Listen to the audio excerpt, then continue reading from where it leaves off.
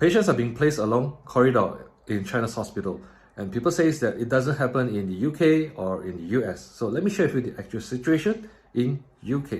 University Hospitals Birmingham has admitted hundreds of people with flu in the last few weeks. They're not unusual. Across England, hospitals are close to full, and the consequences for patients being rushed to hospital are now clear in record handover delays. Last week, more than 40% of ambulances were delayed more than half an hour getting people into A&E.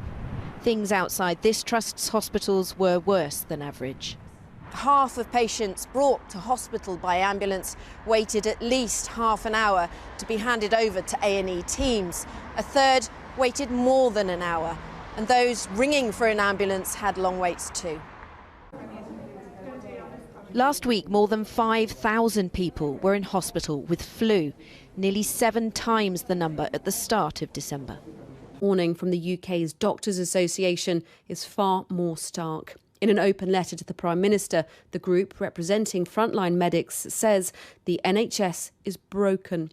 Up to 500 people are dying each week because of delays in emergency NHS care.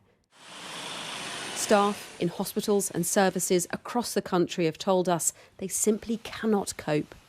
We've spoken with a nurse who works on one of the wards at this hospital. She's described the last 3 weeks to us, saying that they are simply the toughest she has ever seen in her career. She says that staff are trying to do a good job, but it's simply not good enough, and that after every shift she's had to sign an incident report saying that things are unsafe.